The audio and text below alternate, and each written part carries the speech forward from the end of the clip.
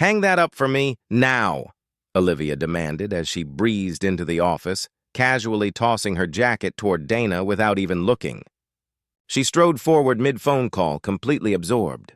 Yeah, no, sorry, Richard. I was just talking to the bank's receptionist. Actually, Mrs. Langford, I'm not... Dana began politely, attempting to correct her. But Olivia cut her off with an annoyed sigh.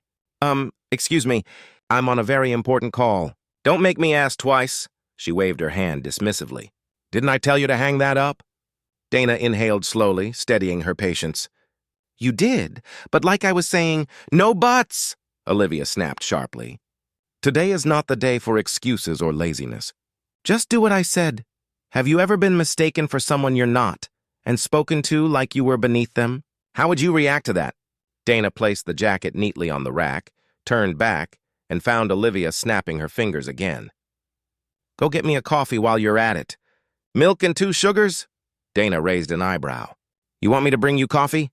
Olivia hardly looked up. Yes, that's what you people do, don't you? She motioned toward the hallway. Go on. Before we continue, tell us where you're watching from. Drop your city or country in the comments. And if you're someone who stands against entitlement, make sure you hit that like button and subscribe for more stories like this. Dana maintained her composure. Very well. Please wait in the conference room. But Olivia ignored her, holding up a finger to silence her as she continued her call. Sorry, Richard, where were we? Oh yes, the merger closing. I'm waiting for the CEO and the bank manager to finalize the signatures. This deal isn't just going to save the company, it's going to make me rich. She laughed smugly. Not bad for a Tuesday. Dana soon returned with the coffee, placing it gently on the table. She tried again to clarify. Here you go, Mrs. Langford. And just to mention, I think there may have been a misunderstanding earlier. I don't usually handle... Olivia waved her away again, even more dismissively. No one cares. Least of all me. She gave Dana a once-over. And must you hover? Stand back. She took a sip, then instantly spit it out, nearly hitting Dana's shoes. I said oat milk. Are you deaf? Are you trying to poison me? You said milk and 2 sugars. Dana reminded her gently. Rule number 1 of being a good assistant, Olivia snapped. Never talk back to your superior. Now go remake it and get it right. Today is extremely important for me and my company. I need to be preparing, not babysitting a clueless receptionist. I'm not a receptionist, Dana finally said, her tone firm. Olivia barely slowed down, voice dripping with disdain. Fine, an assistant. Or whatever the PC police want to call it now. The point is, you're here to make my job easier, not harder. Dana's eyes flickered, her patience thinning, irritation simmering just beneath her calm surface. What I'm trying to explain, Dana began patiently, is that's actually not my job. But Olivia cut her off yet again, voice sharp and dismissive. What did I tell you about talking back? Yes, you work for the bank, but right now I am the bank's biggest client. Which means by extension you work for me. If you'd just be quiet and listen, maybe you'd learn something from your better. My better? You are not my better, Dana replied, calm but unwavering. Olivia leaned in, chin lifted in smug superiority. Oh yes, I am. The air in the room tightened. Everything about the moment signaled a coming escalation. I graduated from Michigan, got my MBA from Stanford, and built a Fortune 500 company, Olivia declared, her voice dripping with pride. Do you think that was luck? No, that was intelligence and discipline. And by looking at you, I'd guess you probably never even went to college. Or if you did, I doubt you finished. I can tell you've never taken real risks, never built anything meaningful. That's why you're here, working a minimum wage job that a trained beagle could handle. So yes, by every measure that matters, I am better than you. Dana's tone remained even, though her eyes sharpened. You know, you really shouldn't be so quick to judge people. That kind of arrogance has a way of circling back. Olivia waved a hand like swatting away something insignificant. In about 20 minutes, I'm signing a deal worth tens of millions. I don't have to care about what someone like you thinks. Just then, her phone rang. She answered immediately. This is Olivia. Yes, still waiting for the CEO and the bank manager. Which means I've been stuck with this incompetent receptionist, assistant, all morning. She's done nothing but get in the way. She shot Dana a pointed, irritated glare. Why don't you go actually make yourself useful and tell your boss I'm still waiting instead of standing there breathing like a fish out of water? Olivia continued loudly, ranting about Dana's supposed incompetence, her voice echoing through the office. Moments later, Mr. Reynolds, the bank manager, entered, offering a friendly smile. "So sorry to keep you waiting." Instantly, Olivia transformed, her tone warm and gracious. "Oh, no trouble at all. I'm just excited to finalize this merger." Mr. Reynolds glanced around. "Where is Mrs. Carter?" Olivia adopted an expression of polite confusion. "I was hoping you could tell me. I wanted to speak with her before the signing, but it seems she's running late." "That's odd," Mr. Reynolds replied. "My assistant mentioned she arrived before you." Seizing the moment, Olivia let out a dramatic sigh. "Well, I wasn't going to bring it up, but now that you say that, your assistant has been incredibly unprofessional. Rude, argumentative, completely uncooperative. If I were you, I'd seriously consider replacing her with someone competent." Just then, Dana stepped into the room with complete composure. Mr. Reynolds brightened at the sight of her. "Ah, there she is." "Wonderful to see you again, Dana." "Likewise," Dana replied calmly. Olivia's face went pale. "You're Dana Carter?" she stammered. Dana's tone matched hers, but with a note of pointed irony.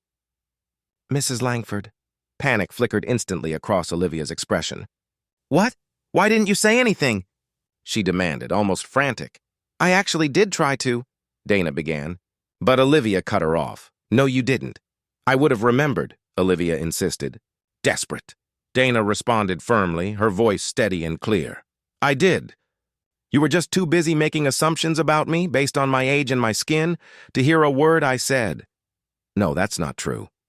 "If I had known, I would never have said—" Olivia began to protest. Dana gave a small, quiet laugh and shook her head. "And that makes it even worse. Because you're admitting that the only reason you would have treated me decently is if you knew I was someone important. You saw me, decided what I was worth, and acted accordingly. Have you ever judged someone too quickly, only to find out you were completely wrong? If you were Dana, what would you do in this moment?" Dana allowed the silence to settle, just long enough to be felt. Then she spoke, calm but undeniable. "But here's the thing. You were wrong. About everything. Not only did I go to college, I graduated at the top of my class at Yale. Then I earned my MBA from Harvard. I started my company with less than $100 to my name. And that was 10 years before you launched yours." Olivia blinked rapidly, stunned, as Dana stepped forward with measured confidence. "And since then," Dana continued steadily, "my company has outperformed yours in every meaningful category: revenue, market valuation, growth trajectory. By a factor of 3. Now I wonder why that is. Maybe because I actually know how to run a business." Dana's voice did not waver, not once.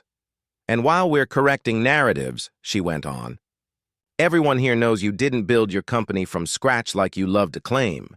You had a $3 million head start from your grandfather. And even with that, you nearly bankrupted it." Olivia's mouth fell open, her complexion draining to chalk white. Dana leaned in just slightly, just enough to make the point land. "Which is why you're here today. Trying to convince someone who looks like me to save what you almost destroyed. And that, Olivia, is the truth. Have you ever been underestimated, only for the person judging you to learn you were 10 steps ahead the entire time? What would you have done in Dana's place? And if you think Dana just delivered an absolute mic drop moment, go ahead and like this video and subscribe to Story Arc for more moments like this." At that moment, Mr. Reynolds stepped forward gently, still absorbing everything. "Excuse me," he asked carefully, "is there an issue with the merger? Because from the bank's side, we're very excited about the projected growth once this deal is finalized." Olivia seized the words instantly, desperate for something to cling to. "Yeah, that's right," Olivia said, trying to recover her confidence. "This is a great deal for both of our companies. And sure, we may have gotten off on the wrong foot, but at the end of the day, you need me just as much as I need you. So how about we forget everything that just happened and start fresh?" She forced a smile and extended her hand toward Dana. "Let's sign this deal." "What do you say?" Dana returned the smile, but not in the way Olivia hoped. "You're right," Dana agreed. "This is a good deal for both of our companies. And just a few moments ago, it became an even better one, after I made a few last-minute adjustments." Olivia's smile faltered. "What adjustments?"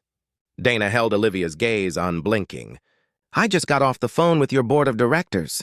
I made it very clear that I would walk away from this deal entirely, unless you were removed from your position." Olivia froze, then erupted. You can't fire me." Dana remained perfectly calm. "Correct. I can't. But your board can." She paused for just a beat, and they did. "Turns out they think I'll do a better job running your company than you have." Right on cue, Olivia's phone vibrated. She looked down and her face collapsed. On the screen, "Employment terminated, effective immediately." Her breath hitched, sharp and uneven. No, this is outrageous. You can't do this to me." She swung toward Mr. Reynolds in desperation. "Jerry, listen to me. My company needs me. If she forces me out now, this will be a disaster for both companies, for the bank." Mr. Reynolds offered a polite, steady reply. "Actually, Mrs. Langford, the only element of concern in our risk analysis was your continued role as CEO." Dana turned slightly, smirking. "What he means is, the bank is only surprised that your board didn't fire you sooner." The room fell silent, tension heavy in the air. Olivia's face burned red, her breath coming in rapid, uneven bursts. "How dare you?" she whispered, voice trembling with fury. Dana lifted a hand and snapped her fingers once. Mr. Reynolds nodded toward the door. "Matt, right on time. Please escort Ms. Langford out." A security officer stepped inside, a tall, expressionless presence. He didn't say a word as he approached. Olivia instinctively stepped back. "You can't do this. This is my company. I started this deal." Matt stopped in front of her, giving a firm, silent choice. "Walk willingly or be walked." "Let's go, ma'am," he said evenly. Olivia screamed, her voice echoing through the room. "You'll regret this. You hear me? You can't do this to me." She twisted, tried to pull away, but Matt's grip stayed steady and calm, guiding her toward the exit. The door closed behind them. Silence settled over the room. Thick. Absolute. Dana looked at Mr. Reynolds, then at the remaining executives, every eye fixed on her. She exhaled gently, straightened her blazer, then spoke with quiet authority. "Shall we begin?